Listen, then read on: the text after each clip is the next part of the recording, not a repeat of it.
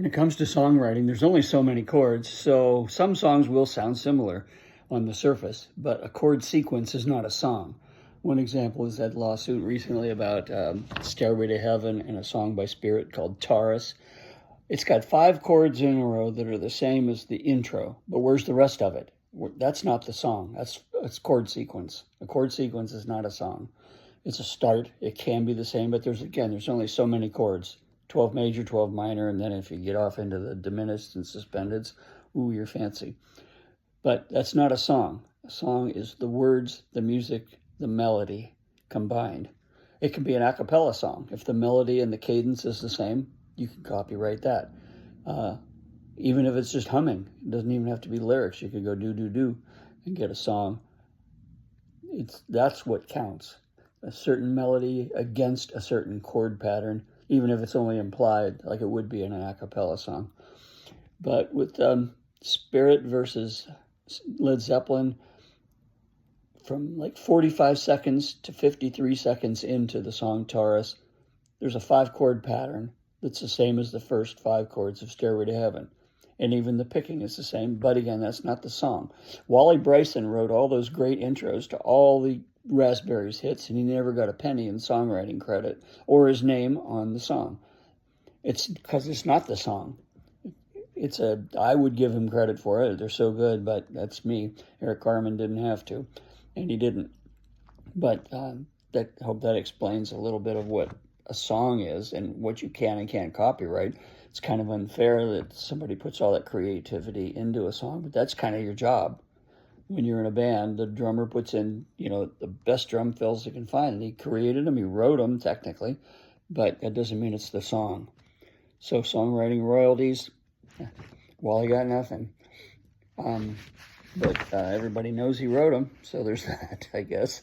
Now, like 1, 4, and 5 is a pattern, not a song. It's best known as the blues or 12-bar blues.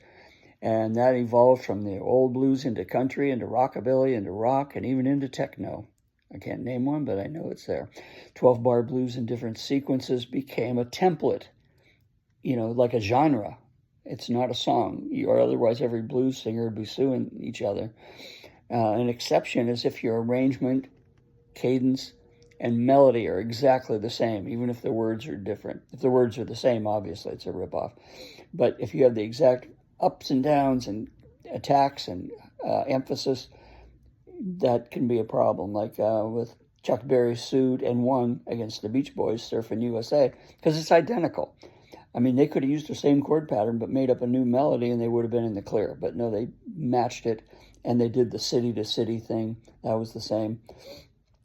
And then, so that's the 12-bar blues. That's everywhere, from Day Tripper to a Wild Thing. So now here's another one. This is the 1, 6, and 3 pattern, or I guess you could reverse that and it would be the 1, 4, and 5 pattern going upward. But Sweet Home Alabama, Sympathy for the Devil, the badge to the song bridge, Amy, Can't You See, Rock Me, Taking Care of Business, Ain't Seen Nothing Yet, and the na na na na part of Hey Jude, all identical. They might be in a different key, but the sequence is that 1, 6, 3 pattern. So that's not a song. That's just a sequence. It became generic. And you build over that. And what you do on top of that's what counts. And to the non-songwriter, I guess it would sound like exactly the same song. But there's a little clarity, I hope. Goodbye. All right, avoiding burnout is kind of an important thing if you're a creative person, because it can be an obsession, even an addiction. I can't get enough of it. So it's not just focus, it's laser focus. And if you don't slow down, it's like a truck engine without a governor. It'll go faster for a while and then it'll blow a gasket. You don't want that to happen. So to avoid frying your brain or drying up the well, I discovered a trick of totally stopping 1 day a week with zero intentional creativity. And I did the same day of the week, which itself is creating a rhythm, but not a mentally challenging one. It's kind of like the governor in a truck engine that prevents it from going too fast, even though it actually could for a while, and then blow a gasket. Stopping while you still have a little left in the tank is a good idea. Now, I choose a day when other things will easily occupy your thoughts, like when your friends are off work. If it's your only day off work, you're probably going to want to create that day and take a different day off of creating. The work will eat up half the day anyway. So it works both ways.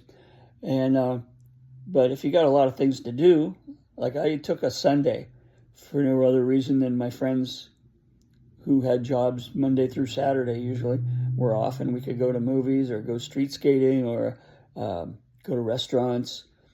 You go biking, take a hike, concerts, a lot of concerts on Sunday, plays, heck, mow your yard, why not? That'll get somebody off your back.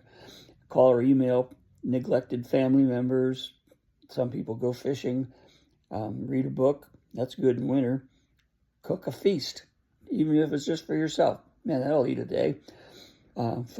Take photos on a walk. I love it when it snows. I just go out shooting random things around town that are mundane ordinarily, and go to a museum. I don't care if it's art or history. You'll see something you wouldn't have seen otherwise, and maybe be inspired by it for when you do come back. And that's the best thing, is when I took Sundays off, I hit the ground running on Monday. I was fired up, woke up earlier than I had to, couldn't wait to get to it, and was exploding with ideas. Just from that one day off of recharging, which I didn't want to do, but because I was always tempted to write something. If something comes to you, write it down. Don't ignore it, but don't consciously say, okay, I'm going to write a song, or I'm going to do something else creative, whatever your field is. My first experience with that burnout, really the only one, was in January 1970. I was 15, and I'd written 125 songs in the first 3 weeks of January 1970, which was double my entire 1969 song output.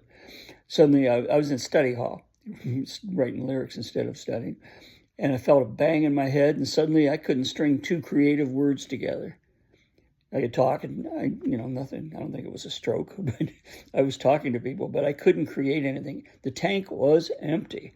That's what I figured anyway, like a cranial vapor lock, and it lasted 11 days. I tried, and nothing. I had no ideas, zero. When it did come back in February of 70, I took it easy and tried never to write more than 3 songs a day, which is quite a drop compared to what I had been doing. And I've never had another problem, and that was a long time ago.